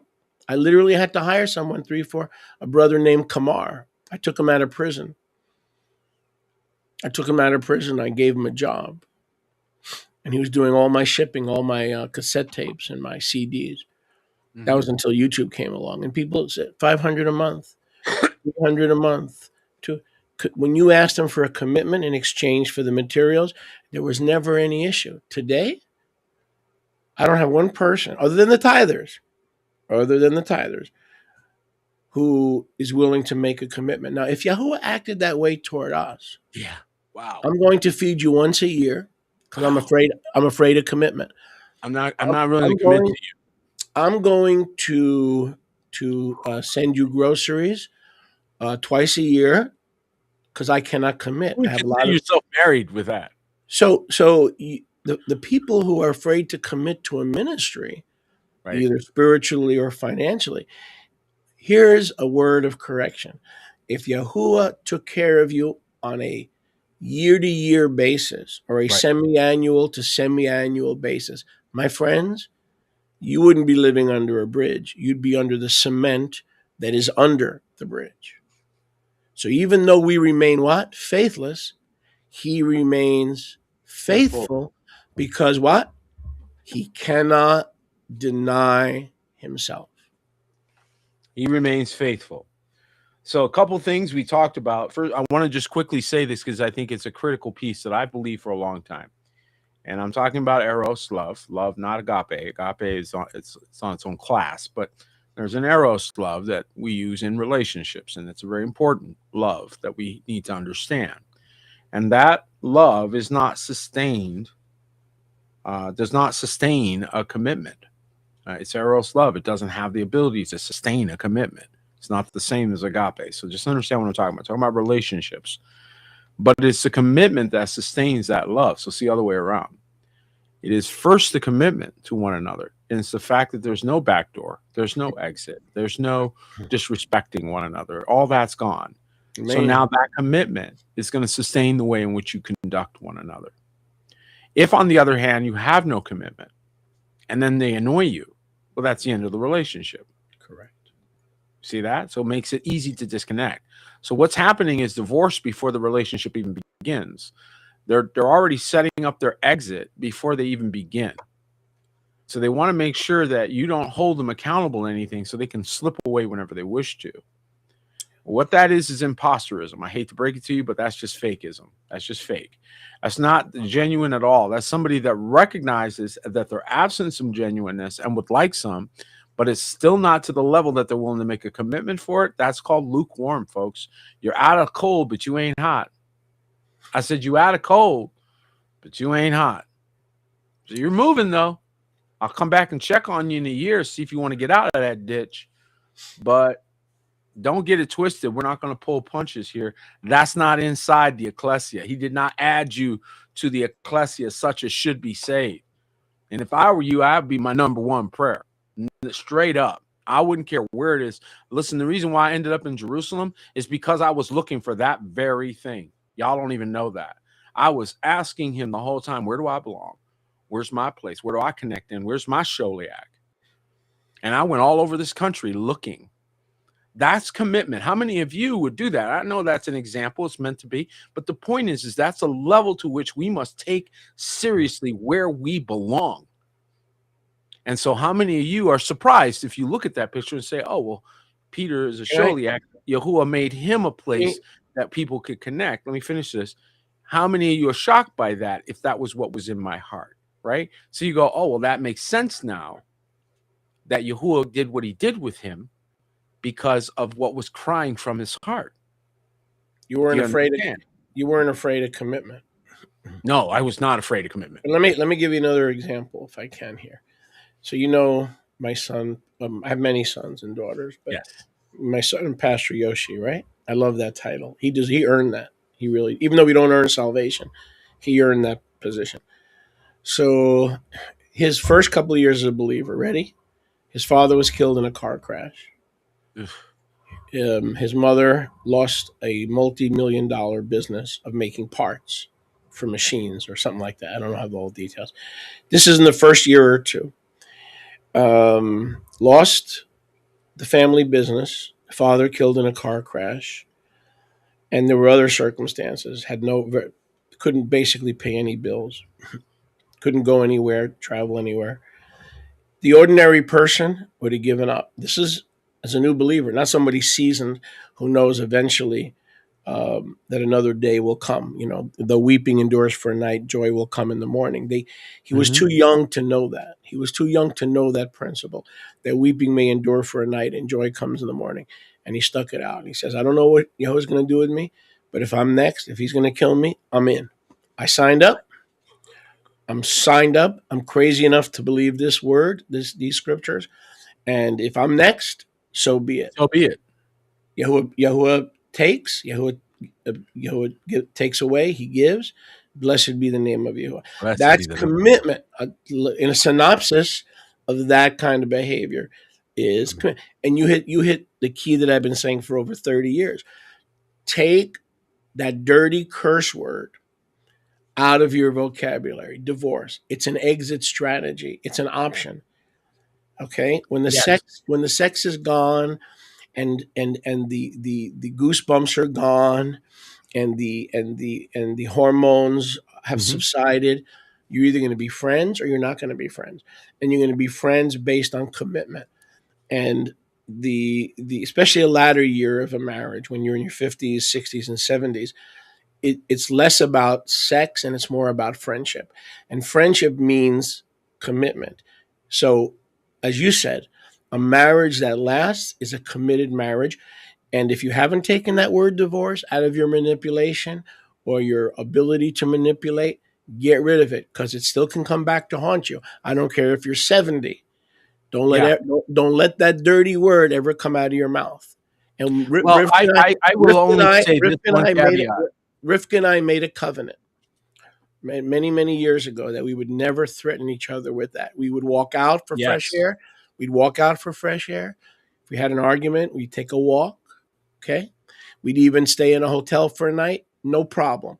But we would not threaten each other with that death certificate, because divorce is something dies in a divorce. Well, I have to agree. I think that not only does something die, but something already died in many relationships before they started.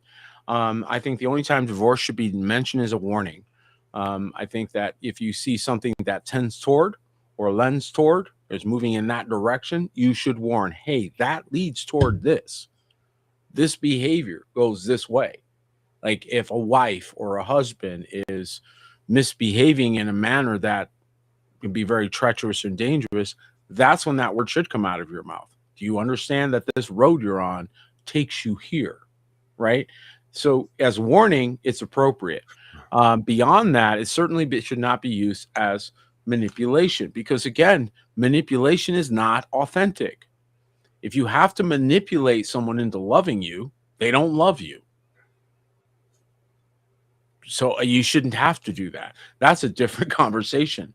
But the commandments don't change, and love is sustained by that commitment. So that loving feeling you want to enjoy in your relationships, well, that's sustained by commitment. If somebody starts to think you don't love them, that's going to cause that relationship to grow cold. They need to know that that love is committed. They need to know that relationship is not based on the emotional ups and downs of life, that it remains a fixed point. That's going to contribute to love. Is the product of the fixed point. It doesn't come and produce a fixed point. It's the product of. So it's sequential. You have to have the fixed point in order for the flow of the water of emotion to go between them. And so again, if you change that, or if a person perceives a change, a wife may perceive her husband doesn't love her anymore, right? That the post has changed or something has happened. If he reaffirms that and says, that ain't moving no matter what, my commitment to you is solid, she's going to feel that love all of a sudden again. Funny how that works. The commitment put a container, which is what covenant is. Covenant is the container, yes, which contains, and whatever is inside that is kadosh. Okay, so you outside, you're spilling those. That's what marriage was meant to teach us, is how to stay inside of a kadosh relationship. But it right. But getting back to what I was saying, in just the 40 years that I've been doing ministry, it's not the same, Apostle Peter. No. The commitment level has gone from here to it's. Go ahead, ask. You could do it. I don't have to tell you, but anybody in our audience, do a trial. Ask somebody to make a commitment. Ask a plumber. Ask a doctor to check up on you on a regular basis. Ask a plumber to check on your toilet every week. Without you asking, without you pressuring them, without you reminding them. This generation has no commitment. And then when the devices kick in, they don't even have a commitment to talk to each other in a restaurant. It used to be that when the cell phones first came out, people wouldn't talk to each other at dinner. Now, at home. Now they go out to eat, and they still won't talk to each other. So they had cell phones in the 1900s, early 1900s. I got video of it. Anybody wants to know. Second of all, if you asked anybody, I'm a bit of an anthropologist, in case you guys don't know this. So I pay attention to historical periods. That's what that means. I like watching people. People follow patterns. If you would have taken the temperature of America in the 1920s, 1919 to 1929, just a 10-year period, you would have seen something very similar to what he's describing about America today. You would have seen an America whose culture did not believe in marriage anymore, whose culture believed in what they call it, tripping the light fantastic, as a matter of fact, was the term they used. Tripping the light fantastic. That meant go out and party. They had speakeasies, they had bootleggers, they had and this was the rage. It wasn't just once in a while, it was everybody. Like if you had any money, you were with this group. And so you wouldn't have seen marriage be very high on anybody's list. You would have seen a lot of promiscuity. You would have seen a lot of the same behavior that you see today. But then notice that you get the 1950s, 30 years later. And what do you have then? Well, you got Leave It to Beaver. You know, you got a whole different era that comes in as a result. So what I'm trying to suggest to you is that these are not new cycles. That you can go back into history and find Sodom and Gomorrah level of wickedness. In fact, Sodom and Gomorrah itself. But then you'd find other periods of time that would look like the Puritans were running Earth. And so, again, it goes cyclically. If you look at different time periods, you'll see the influence of the prevailing wind, if you will. And it's almost as if it goes to a certain zenith, goes way over the Caligula line. They end up realizing how crazy that is, and the cycle resets. And then it goes back to the 1950s and polypurebred. This has been going on in Earth's history, cyclically, nonstop. So you're just at this point in the cycle when we're doing the trip the light fantastic, looking like a bunch of idiots until the big crash occurs. Then maybe we have a big war if we follow the same pattern. Then we have the new big deal. New deals, and they reset society, and we end up with 1950 suburbs. So again, I'm just saying that cyclically we've watched this same societies that went really bad. I mean, really bad. And then, I mean, killing each other. I mean, Tommy guns, the whole bit, right? And then they come back and they go to polypurebred for a while. It's just part of the cyclical life. What do you attribute that to? Cause and effect. They're all being tossed to and fro by every wind of doctrine, and they're being affected by the tree of the knowledge of good and evil. So when the red team wins a little bit, then the blue team, you watch it in the elections every year or every 4 years, the blue team wins and the red team wins. A big ocean. You just knock from one side to the other. It's constantly tree of the knowledge of good and evil. It's what you're before war forever. Yeah. Before we take a couple of questions, and Jeff had one. So be so kind, briefly, why should we learn or understand how to command clean angels? Of course, unclean angels, get out of here, you know. But in other words, because a lot of Baptists or non-charismatics will find that their initial reaction to that will be, we're attacking Yahuwah's sovereignty. Only Yahuwah gets to dispatch angels. Now, so please explain, because I heard you mention that yesterday. Exactly why is that important, and how does one go about that? Okay, well, a couple things. Number one, we can see from the scripture in the book of Corinthians that you will judge angels. So that is something that has been firmly established in the Brit Hadashah. Anybody have a problem with that? Go talk to Paul. Go talk to the Ruach. 1 Corinthians 6 a long time ago. 1 Corinthians 6. How can you judge an angel if you don't have authority in any way? Right? You had to have some kind of authority. Now, are you a son? Okay. And a son abides forever. A servant does not abide forever, but a son abides forever. That's a hint. Now, as a son, what am I being trained to be? Part of the royal family. One more time. We are a chosen generation, a royal priesthood, a Kadosh nation, right? So in Luke chapter 10, he tells us not to rejoice that the spirits are subject to us. Did he say evil or good? Go ahead, look at the word. Wow. Right here. That's good. He didn't say evil or good. That's right. He just said the spirits were subject to you. And you saw both in operation. You say, wait a minute, I saw them casting out demons, but I don't know. Who do you think was escorting the demons out of there?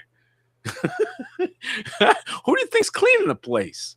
Who do you think's setting a hedge? Yeah, a double hedge about whatever room or house they went into where they declared shalom, and the shalom of Yahuwah came into that place. What do you think arrayed around that house when that man of Yahuwah arrived there, and the man of shalom accepted him? What do you think set up around his house? Okay, so the angels are part of our infrastructure. Selah. I'll say it again. The angels are part of our infrastructure. So out of place they got that in the book of Enoch, we see that they came and taught men directly, and they took a position of lordship over man as opposed to serving man. Was that commended? Anybody find a commendation for that position? No? Oh, okay. How about the ones that served men? Did they get commendations? Big difference. So again, they're made heirs for the heirs of salvation. What do you think caused the fall? They were being told they were going to serve. What? Yeah, you're going to serve that. Okay, you made a little lower than the angels. That was an understanding of the spirit realm, because again, there's ugly and beautiful in the spirit realm, and Yahuwah hid all of that from us, so we didn't have to look at it all day. Okay, and all we see is the beautiful earth that he made.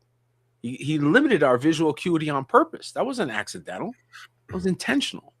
So the angels, who didn't leave their first estate, have an assignment to attend to Yahuwah's creation, his creation in his image and after his likeness. They're not supposed to let you dash your foot against a stone.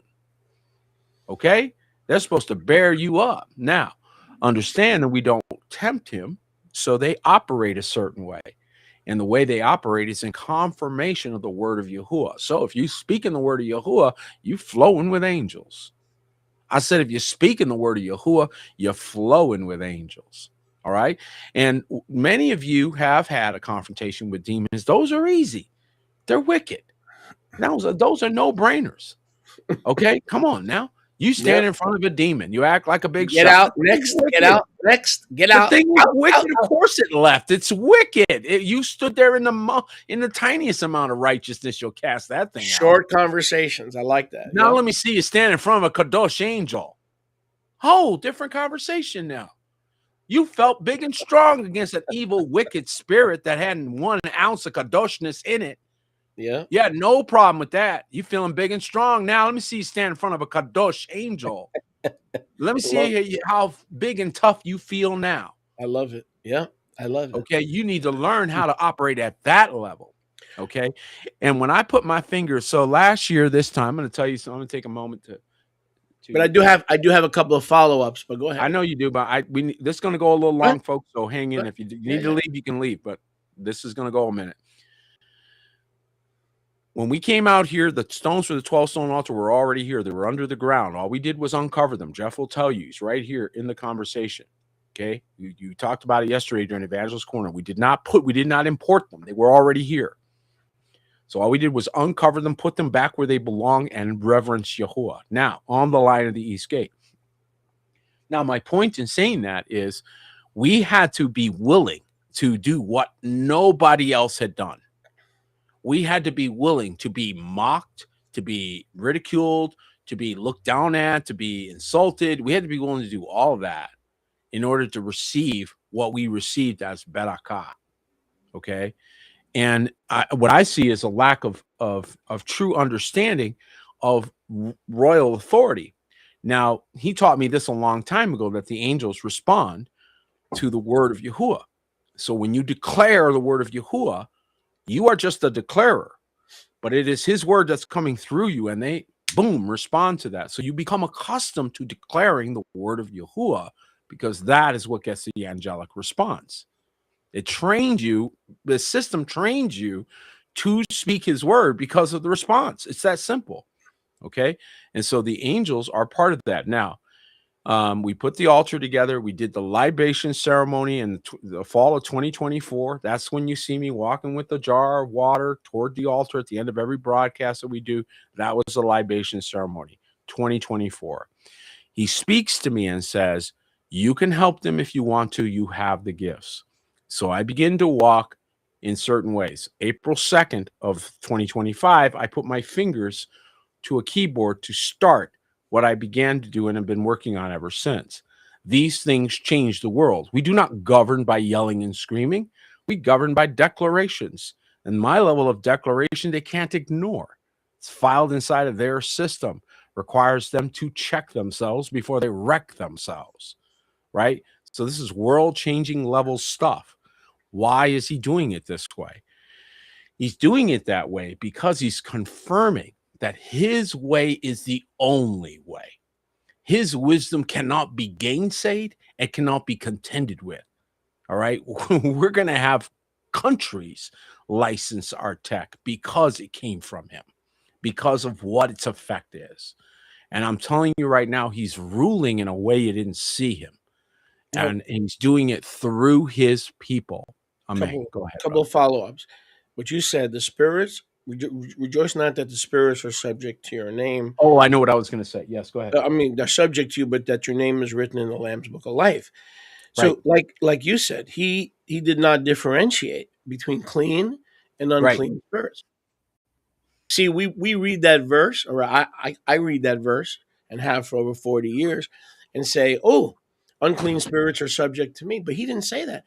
Like you pointed out, which was brilliant, rejoice that your names are written in the Lamb's Book of Life. Rejoice not that spirits. So it's not just unclean. That would include clean angels. That's number one. That's number one. So we rather recognize what you were sharing. That's number one. Number two, 1 Corinthians 6, 1 and 2. Do you not know that in the age to come, we will judge Malachim, right? Which age is he talking about? But that's what I'm going to say. It hit me. See, I told you when you got the return of Yahusha in 70 AD, truth, not theory, truth. Listen, every verse will speak volumes, and add a volume that you never saw or heard before. You will hear the voice. Oh, that's easy to prove. You will hear the voice of Yahuwah, as like you did in the book of Revelation, when John said, I heard the voice as it were of many waters. Let me say that again. When you humble yourself and believe the timestamp scriptures of Yahusha, that he returned in the first century, no verse from Genesis 1 to Revelation 22 will read the same, but more importantly, it'll speak in levels of waters. It'll be the voice of many waters. And I think you found that to be true. So when I used to read 1 Corinthians 6, don't you know that we will judge angels? How come you guys can't settle a small matter? No. Now, in the age to come is when we're going to judge angels, like you just said before. Well, when did the age or the Messianic age begin? We're in the new heavens and the new earth. What does that mean? You're supposed to be commanding angels. That's what now is the time not only to command. Correct me if I'm wrong, Peter. I don't mind being corrected. But we can judge angels now. Listen, not when we die. If we're going to judge angels, we used to think when we die in the Olam Haba, in the world to come. But according to the new heavens and new earth, we are in the age that will never end. Because when we die, we're going to go right into the New Jerusalem, right? Right. So that means we can judge, not only, we can, correct me if I'm wrong, we can not only command angels now, but we can judge them. I judge you unfaithful, I judge you faithful. Raphael, I dispatch Raphael to heal me, to heal my wife, to heal my family, because we are in the age, and I have that authority, and I have the judgment of the unclean angels, and the dispatching of clean angels is all in my purview. Now let me ask you a quick question, guys. Am I missing something there? No, you're not missing a thing. Let me ask you a question, guys. Well, I'm sorry. One more follow-up. I'm sorry, because I'm going to forget. Otherwise, I'm going to forget. And when you answer that, and I think I answered my own question, can we dispatch angels by name? By a specific name? You done? I'm done. All right. So we are made in his image and after his likeness. What's his name? His name is Yahuwah Sebaot. What does that mean? It means he's the commander of heaven's armies. Okay. And so all of his children are in his image and after his likeness. You are meant to be commanders. You are all commanders at various levels. So what did the greatest level of faith get commended at? Just stop and consider. What did Mashiach himself say? He said, I have not found so great a faith, no, not in Yasharel. So he already took one faith and said, I'm putting this at the very top. I want you guys to see this. What was he describing? A centurion who understood that he was under authority and in authority. So he had to submit himself to that which was above him, and he had to speak with authority to that which was beneath him, if you will, for lack of a better way to say that. Or subject to him is probably a better way to say that than beneath, because I don't really think that, but subject to him. So this is the faith that Mashiach commended, that he didn't have to even do anything but say the word and his servant would be healed. This is one who fully understood the power of the spoken word, the decree of a royal.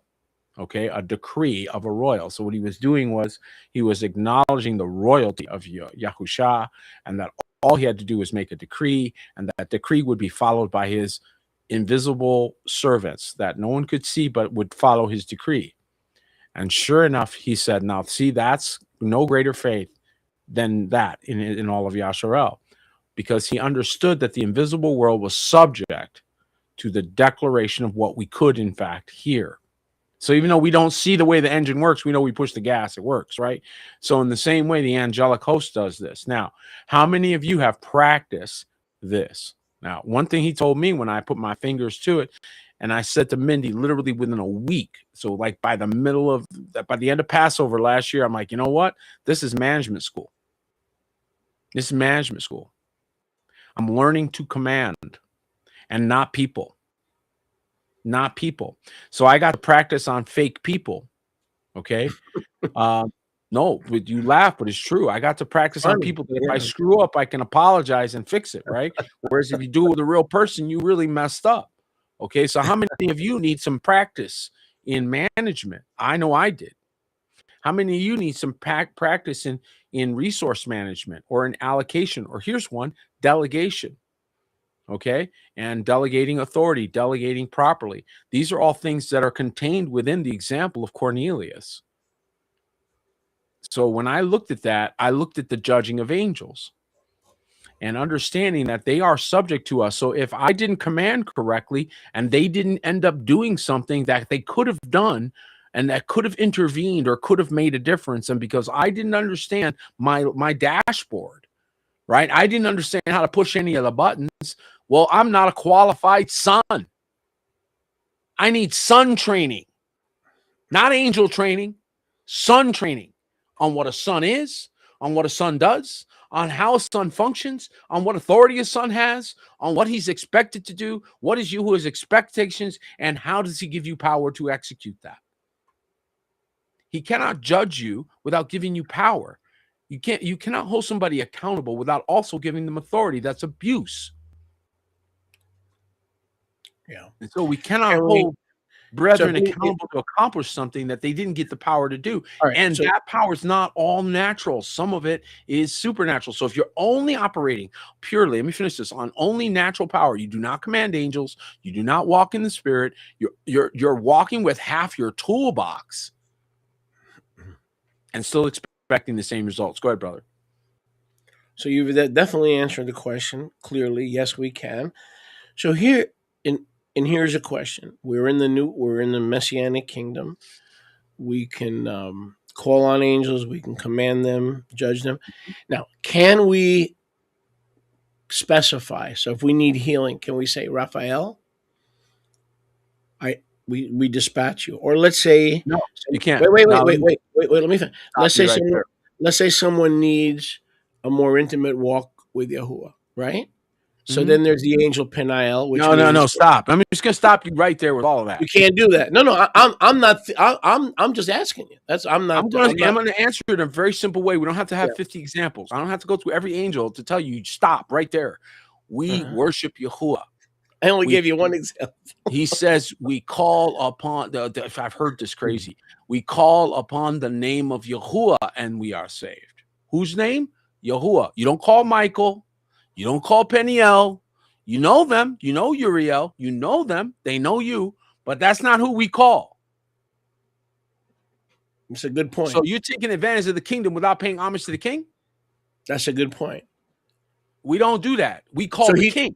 So he decides what angel is dispatched. He's the filter. Okay, but let me just make sure everybody understands you. You call on Yahuwah Sabaoth. Yes. And you let him decide which part of the tzava, that's singular for army, right, which part of the tzava he sends in your deliverance. Yeah, because those are his angels. Whereas when you command Peniel, Raphael, Gadriel, even though he's a wicked angel, you are now assuming authority that is not yours. You're ignoring chain of command. You're ignoring chain and command, and you're ignoring the Yahuwah of the hosts. That's right. So, but the reason this is important, the reason this is important, because if you go into that arena, you are entering angelology, which is the worship and study of angels. And what does Sholiach Shaul warn us about? Don't do that. In the epistles. Do not give them worship or unnecessary attention. That's right. And they're there to be ministering spirits. That's right. Like you said, but you've got to go through the proper channel. Correct. You would think that's why you reacted the way you reacted, because you know there's a lot of believers out there who are into this. Right. You need to stop right there. You're going to get in a lot of trouble. They think they can tap Peniel. No, you cannot. If you try, or Gabriel on the shoulder. Hey, Gabriel, now you listen to me. See, they got this idea through you're competing with your will. What does Sholiach Shaul call that? He calls that it's crazy. You're literally competing with him. My goodness, that's nuts. You're triggered. See, he calls that false will worship. Yes. Yep. False will. You need to run the other way. In other words, it's the will of the soulish realm. Yes. As opposed to the Yahuwah's will. What's the prayer we pray every day? Thy kingdom come, thy will be done. It crushes us. It crushes us. And it's meant to. I see how that triggered you, which means you've seen it. We don't play with that. No. Yeah. And I love my Father. My love for my Father is absolute. And angels move when I speak because of it. So, but you appeal to they don't move because I call their names. They move because I call his. You appeal to the Father. Amen. We're out of time. I think this might have been, well, maybe say that. The best. This was the best. Episode 51, the start of a new Jubilee. This may have been the best broadcast and time of ministry that we ever had. So thank you for being part of it. Thank you, Apostle Peter, and all the folks over at New Kingdom around the world. We love you, and Yahuwah willing, we'll see y'all soon.